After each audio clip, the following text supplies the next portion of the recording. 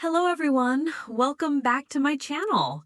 Today I want to take you deep inside my daily life and share something that has been absolutely fundamental to my language learning journey.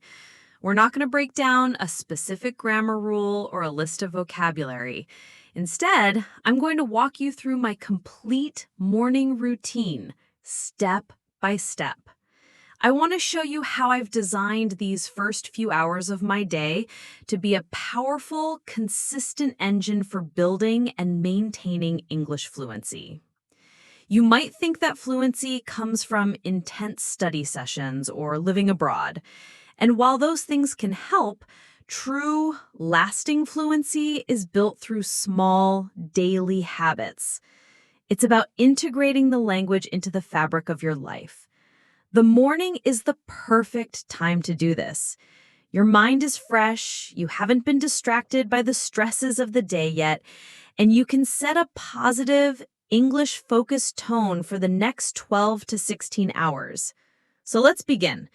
This is my blueprint for how to speak English fluently, starting from the moment the alarm clock rings. The very first thing I do before my feet even touch the floor is start a conversation inside my own head, entirely in English. I don't reach for my phone. That's a crucial rule. The first input of the day should be my own thoughts in my target language, not a flood of notifications and distractions. This practice is what I call the internal monologue. It's a gentle way to switch your brain into English mode. At first, this can feel a bit strange or forced, but it quickly becomes a habit. I don't try to think about complex philosophical ideas. I keep it very simple and connected to my immediate reality. I might think, wow, that alarm was loud. I feel like I only just fell asleep. Did I dream about anything? I think I dreamed I was on a boat. That's interesting. Then I move on to the day ahead. Okay, it's Wednesday. I have that important meeting at 10 a.m. I need to make sure I've reviewed my notes. What should I wear? The blue shirt, probably. It looks like it might be a sunny day today. I should open the curtains and check. Every simple thought, every observation, I consciously formulate it as an English sentence. This practice does a few incredibly important things. First, it forces me to actively recall vocabulary related to daily life. Second, it gets me practicing sentence structures without any pressure. There's no one there to correct me, so I can experiment and just think. Most importantly, it helps to break the habit of translating in my head. Many learners think in their native language and then translate to English before they speak. This internal monologue starts to reverse that process, making English your language of thought, which is a massive step towards fluency. I might also do a quick gratitude practice in English. I'm grateful for this warm bed. I'm grateful that I don't have to rush this morning. I'm grateful for the cup of tea I'm about to have. This not only starts my day with positivity, but also reinforces simple, powerful sentence structures. After a few minutes of this mental warm-up, I get out of bed and head to the kitchen to make a cup of tea. This is where the next phase of my immersion begins, listening. While the water is boiling, I pick up my phone, but not for social media. I open my podcast app. I believe that surrounding yourself with the sounds of a language is just as important as actively studying it. I choose a short podcast, usually between 5 to 15 minutes long. The choice of podcast is important. I alternate between a few different types. Sometimes I'll listen to a news podcast, like The Daily from the New York Times or Up First from NPR. These are great for learning more formal language, current vocabulary related to world events, and hearing a clear, standard American accent. Other days, I might want something more conversational, so I'll listen to an interview podcast or a storytelling one like This American Life. This exposes me to the natural rhythm, intonation, and flow of a real conversation, complete with pauses and interruptions. During this first listen of the day, I practice what's called passive listening.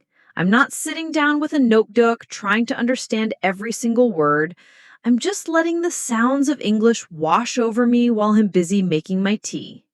My brain is subconsciously absorbing the rhythm, the sentence stress, the intonation patterns, the music of the language. You'd be amazed at how much you absorb this way. It helps your own speech sound more natural over time. Even if I only catch 60 to 70% of the content, my ear is getting a workout. It's learning to distinguish English sounds more effectively. If I hear an interesting phrase or a word I don't know, I might make a mental note of it, but I don't stop and look it up just yet. The goal here is immersion, not intensive study. Once my tea is ready, I move to my favorite part of the morning, my focused reading session. I sit down in a comfortable chair for a dedicated 20 to 30 minutes of reading in English. This is non-negotiable for me. Reading is arguably the best way to expand your vocabulary and internalize grammar rules in a natural context. What do I read? It varies, and that variety is key. I try to follow the I+1 principle, which means I read material that is just one level above my current comfort zone.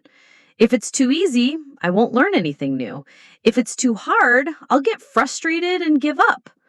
Some days I read a news article from a quality source like The Guardian or the BBC. This keeps me informed and teaches me the specific vocabulary used in journalism. Other days, I'll read a blog post about one of my hobbies, like photography or hiking. Reading about topics you're genuinely interested in is a huge motivator. My reading process is strategic. On my first pass through a paragraph or a section, I don't stop. I don't use a dictionary. I try to understand the general meaning from the context clues. What is the main idea here? Even if I don't know every word, can I get the gist of it? This trains my comprehension skills. Then I go back for a second pass. This time I'll underline or highlight the words I didn't know, but I still don't rush to a translator. I first try to guess their meaning from the sentence. Only then will I look them up. And when I do, I use an English to English dictionary. This is a crucial habit. It keeps my brain fully in English mode. I write the new word down in a dedicated vocabulary notebook. But I don't just write the word and its definition. I use a 4-column method. 1, the new word. 2, its definition in simple English. 3, the original sentence from the text where I found it. And 4, a new original sentence that I create myself. This last step is the most important because it moves the word from my passive vocabulary, words I recognize, to my active vocabulary, words I can actually use. After reading, I transition into my active production phase, starting with writing. This takes the vocabulary and sentence structures I just absorbed from reading and puts them into practice. I only spend about 10 to 15 minutes on this, but I do it every single day. The consistency is what matters. To keep it interesting, I have a loose weekly schedule. On Mondays, I might write a short summary of the news article I just read. This is a great exercise in paraphrasing and using new vocabulary. On Tuesdays, I might do some journaling, writing about my thoughts, feelings, or plans for the week. This is more personal and helps me practice expressing myself. Wednesdays could be for creative writing. I might describe a person or a place from memory, or even write a very short story. This pushes me to use more descriptive language. On Thursdays, I might write my opinion on a simple topic like the benefits of waking up early. This helps me practice constructing arguments and using transition words.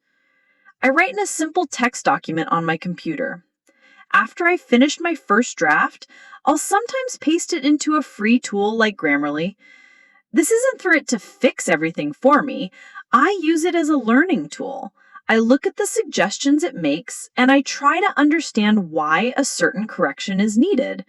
Oh, I used the wrong preposition there. Or, I see, that sentence was a run-on sentence. It's like having a gentle grammar tutor who points out my recurring mistakes, which I can then focus on improving. Now that I've warmed up my brain, my ears, and my writing skills, it's time for the most important and often the most intimidating part: speaking. To become fluent, you absolutely must speak, and you don't need a partner to do it. For about 10 minutes, I practice speaking out loud by myself. One of my favorite techniques is to simply narrate my actions as if I were the star of my own documentary. Okay, so now I am going to make some breakfast. I am taking the eggs out of the refrigerator. I think I'll have scrambled eggs today. I need to find a pan. Here's a good one. Let's turn on the stove. It sounds silly, but it's incredibly effective. It makes you recall everyday vocabulary in real time and forces you to construct simple, grammatically correct sentences on the fly. Another powerful technique I use is called shadowing. This one is fantastic for improving your pronunciation, rhythm, and intonation, making you sound much more natural. I take a short audio clip from the podcast I listened to earlier, something about 30 seconds to a minute long, preferably with a transcript.